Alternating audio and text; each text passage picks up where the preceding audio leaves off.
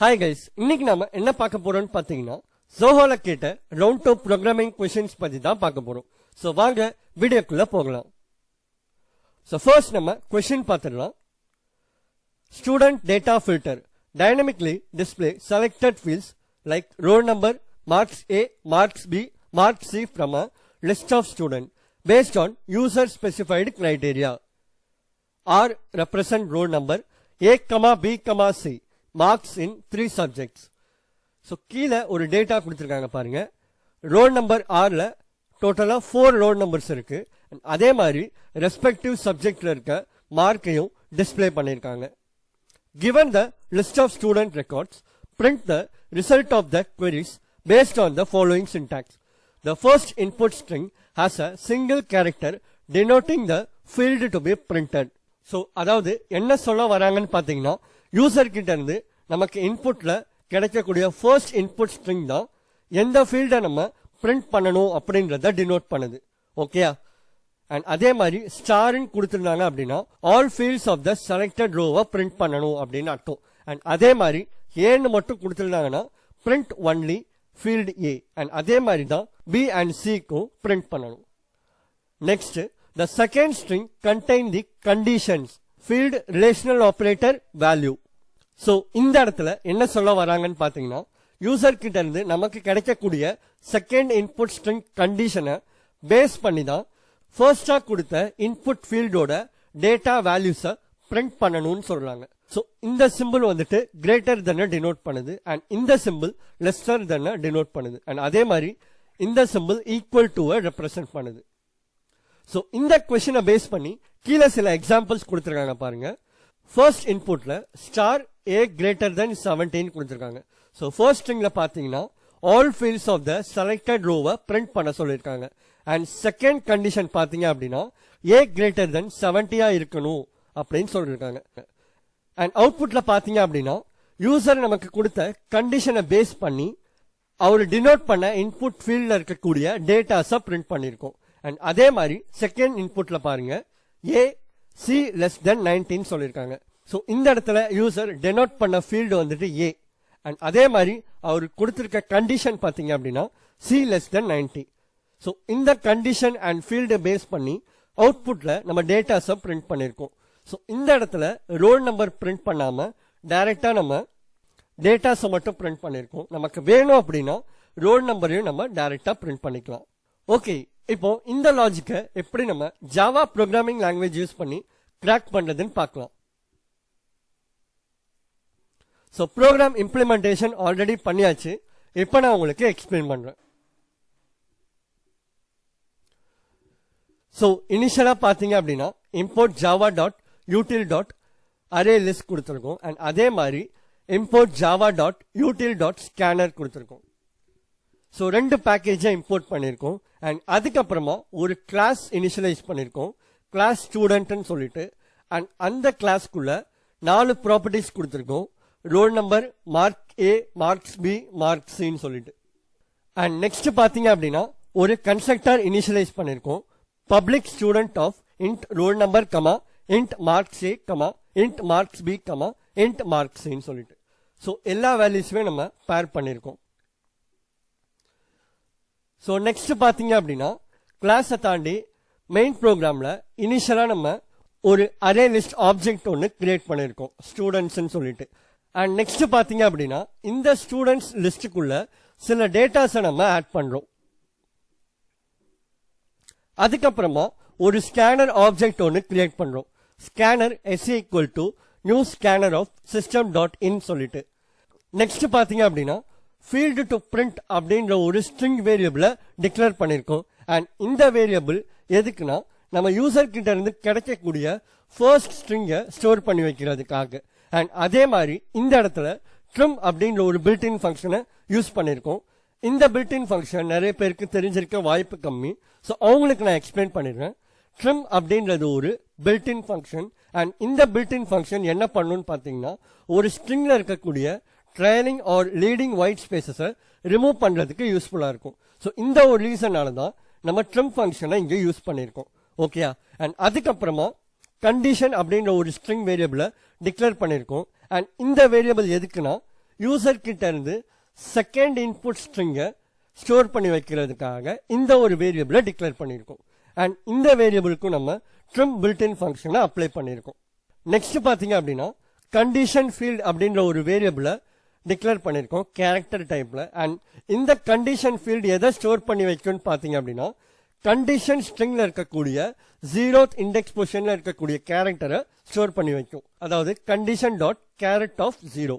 Okay. And அதே மாதிரி ஆப்ரேட்டர்னு ஒரு வேரியபிளை டிக்ளேர் பண்ணியிருக்கோம் கேர் டைப்ல. அண்ட் இந்த ஆப்ரேட்டர்ல என்ன ஸ்டோர் பண்ணி வைப்போம் அப்படின்னு பாத்தீங்கன்னா கண்டிஷன் ஸ்ட்ரிங்ல இருக்கக்கூடிய ஃபர்ஸ்ட் இண்டெக்ஸ் பொசிஷன்ல இருக்கக்கூடிய ரிலேஷனல் ஆப்ரேட்டரை ஸ்டோர் பண்ணி வைப்போம். அதாவது condition dot char at of 1. Next பாத்தீங்க அப்படின்னா வேல்யூன்னு ஒரு வேரியபிளை டிக்ளேர் பண்ணியிருக்கோம். அண்ட் இந்த வேரியபிளை நம்ம என்ன ஸ்டோர் பண்ணி வைப்போம்னு பாத்தீங்கன்னா கண்டிஷன் ஸ்ட்ரிங்ல இருக்கக்கூடிய செகண்ட் இண்டெக்ஸ் பொசிஷன்ல இருந்து ஸ்டார்ட் ஆகக்கூடிய சப்ஸ்ட்ரிங்கை வந்துட்டு இந்த ஒரு வேல்யூ வேரியபிள்ல ஸ்டோர் பண்ணி வைப்போம். அதாவது condition dot substring of 2. So ஆப்வியஸா கண்டிஷன் வேரியபிள் ஸ்ட்ரிங் டைப்ல இருக்கிறதுனால டைரக்டா நம்ம அதை இன்டீஜர் டாட் பார்சின்ட் யூஸ் பண்ணி கன்வெர்ட் பண்றோம். Okay. So integer dot parse int of condition dot substring of 2 dot trim. So இந்த இடத்துல நம்ம trim built-in ஃபங்க்ஷனை யூஸ் பண்றோம்.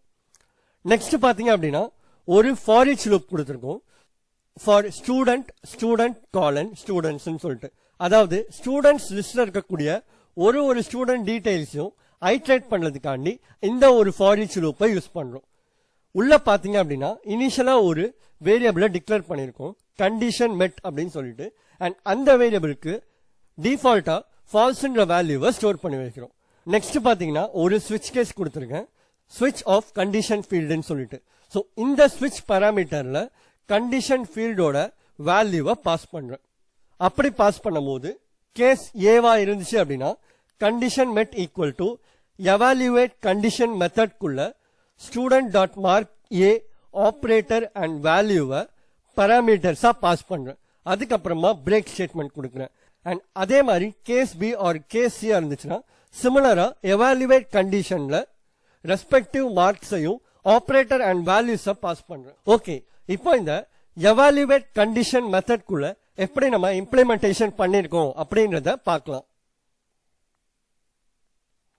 Public static boolean evaluate condition of int field value, char operator, int value. So இந்த கண்டிஷன் குள்ளே நம்ம ஒரு switch case யூஸ் பண்ணிருக்கோம். கேஸ் கிரேட்டர் than இருந்துச்சு அப்படின்னா return field value greater than value 1 check பண்றோம். செக் பண்ணிட்டு ரெஸ்பெக்டிவ் பூலியன் வேல்யூவை ரிட்டர்ன் பண்றோம். ஓகே. அண்ட் அதே மாதிரி கேஸ் லெஸரா இருந்துச்சு அப்படின்னா return field value less than value 1 check பண்ணிட்டு ரெஸ்பெக்டிவ் பூலியன் வேல்யூவை பாஸ் பண்றோம். அண்ட் அதே மாதிரி கேஸ் ஈக்குவல் டுவா இருந்துச்சு அப்படின்னா return field value equal to வேல்யூவா இருந்துச்சு அப்படின்னா ரெஸ்பெக்டிவ் பூலியன் வேல்யூவை பாஸ் பண்றோம். சப்போஸ் இந்த 3 கண்டிஷனுமே அப்ளிகபிளா இல்ல அப்படின்னா ஃபால்ஸ்ன்ற பூலியன் வேல்யூவை ரிட்டர்ன் பண்றோம். ஓகே. ஒன்ஸ் இந்த மெத்தட்ல இருந்து நமக்கு பூலியன் வேல்யூ கிடைச்சதுக்கு அப்புறம் நம்ம என்ன பண்றோம்னு பாருங்க. பிரேக் ஸ்டேட்மெண்ட் கொடுத்ததுனால டைரக்டா நம்ம இந்த இஃப் கண்டிஷனுக்கு வந்துருவோம். இஃப் கண்டிஷன் மெட்டா இருந்துச்சு அப்படின்னா, அதாவது கண்டிஷன் மெட் ட்ரூவா இருந்துச்சு அப்படின்னா இந்த எவாலுவேட் கண்டிஷன் மெத்தட்ல இருந்து எய்தர் நமக்கு ட்ரூ ஆர் ஃபால்ஸ்ன்ற வேல்யூ கிடைச்சிரும் இல்லையா. சப்போஸ் ட்ரூவா இருந்துச்சு அப்படின்னா அகைன் ஒரு ஸ்விட்ச் கேஸ் கொடுத்திருக்கோம், ஸ்விட்ச் ஆஃப் ஃபீல்டு டு பிரிண்ட் அப்படின்னு சொல்லிட்டு.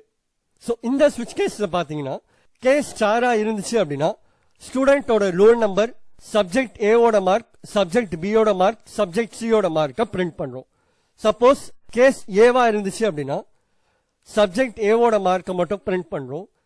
அண்ட் அதே மாதிரி பி அண்ட் சிக்கும் சிமிலரா ரெஸ்பெக்டிவ் சப்ஜெக்டோட மார்க்ஸை நம்ம பிரிண்ட் பண்றோம். ஓகே. இப்போ இதை ஒரு எக்ஸாம்பிள் வச்சு பார்த்தோம் அப்படின்னா இன்னும் ஈஸியா உங்களுக்கு புரியும். சப்போஸ் யூசர் வந்துட்டு ஃபர்ஸ்ட் ஸ்ட்ரிங்கா ஏன்னு கொடுக்குறாரு, செகண்ட் ஸ்ட்ரிங்கா சி லெஸ் தென் 19 கொடுக்குறாருன்னு வச்சுப்போம். இப்போ இந்த ஏன்றது தான் ஃபீல்டு டு பி பிரிண்டட், அதாவது marks in subject A. And அதே மாதிரி இந்த C less than 19 second string தான் நம்ம கண்டிஷன் அப்படின்னு சொல்றோம். அதாவது filter students whose marks in subject C are less than 90. Okay. நம்ம பிரிண்ட் பண்ண போற ஃபீல்டு வந்துட்டு என்னமோ ஏ தான். ஆனா அது எந்த கண்டிஷனை நம்ம ஃபில்டர் பண்ண போறோம் அப்படின்னு பாத்தீங்கன்னா சப்ஜெக்ட் சில லெஸ் தென் 90 இருக்காங்களான்றத செக் பண்ணிட்டு பிரிண்ட் பண்ண போறோம். இதுதான் லாஜிக். ஓகேயா? இப்போ ஸ்டூடெண்டோட டேட்டா பாத்தீங்க அப்படின்னா இந்த இடத்துல கொடுத்துருக்காங்க. இதுல ஃபார் ஸ்டூடெண்ட் 1 பாத்தீங்க அப்படின்னா C ஈக்குவல் டு 89 இருக்கு, அதாவது லெஸ் தென் 90 இருக்கு. கரெக்டா? அப்ப என்ன பண்றோம் அப்படின்னு பாத்தீங்கன்னா 56ன்ற வேல்யூவை பிரிண்ட் பண்ணிடுறோம். அண்ட் அதே மாதிரி ஸ்டூடெண்ட் 2 ஓட சப்ஜெக்ட் C மார்க் பாத்தீங்க அப்படின்னா 90 இருக்கு. ஸோ இந்த இடத்துல it is not less than 90. கரெக்டா? ஸோ நம்ம ஸ்கிப் பண்ணிடலாம். அதுக்கப்புறமா ஃபார் ஸ்டூடெண்ட் 3க்கு பாருங்க சப்ஜெக்ட் C ஓட மார்க் 83 இருக்கு. ஸோ இந்த இடத்துல நம்ம சப்ஜெக்ட் A ஓட மார்க் 78 பிரிண்ட் பண்றோம். ஓகே? அண்ட் அதே மாதிரி ஃபார் ஸ்டூடெண்ட் 4 பாருங்க சப்ஜெக்ட் C ஓட மார்க் 95 இருக்கு. It is not less than 90. கரெக்டா? ஸோ இந்த இடத்துல நம்ம ஸ்கிப் பண்ணிடுறோம். கடைசியா நமக்கு அவுட்புட்ல 5678 பிரிண்ட் ஆயிருக்கும். சப்போஸ் உங்களுக்கு ரோல் நம்பரோட வேணும் அப்படின்னா நீங்க இந்த இடத்துல போயிட்டு ஸ்டூடெண்ட் டாட் ரோல் நம்பரையும் கூட சேர்த்து பிரிண்ட் பண்ணிக்கலாம்.